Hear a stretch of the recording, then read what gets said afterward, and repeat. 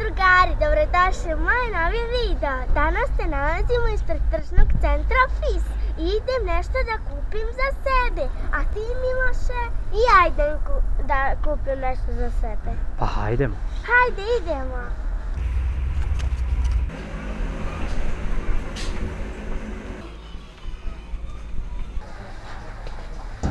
Wow, drugari, ovdje nema čega nema, ali ne znam gdje je Miloš.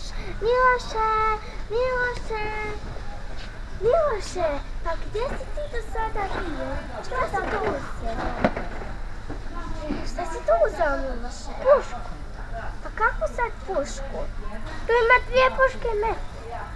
Wow, pa super, hoćemo da idemo dalje da gledamo. Da, hajde.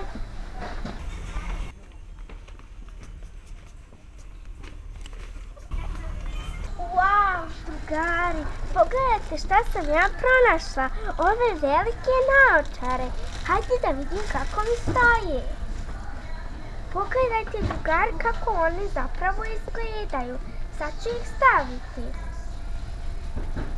Wow, drugari, oni mi baš stoje. Njih ću definitivno uzeti. Idem dalje. I Miloš, jesi našao šta za sebe? Da, ovaj robot na baterije. Baš je lijepo, ha? Da. Hoćemo uzeti to? Da. Wow, drugari, pogledajte ovog smeđeg konja. On ima ovdje svoju posudicu s koje možete da i pije, a ovdje ima i mrkvice. Pogledajte samo kako je lijep, ima crnu kosu. Uzet ću njega i idem dalje. Wow, drugari, pogledajte šta sam pronašla. Miraculous pustolovine bubari crnog mačka. Ovdje imamo bubamaru, a ovdje imamo crnog mačka. Oni su baš lijepi, a ovdje su njegovi klani. Ona se zove Tiki, a on se zove Pleg. Njih ću da uzmem. Idemo!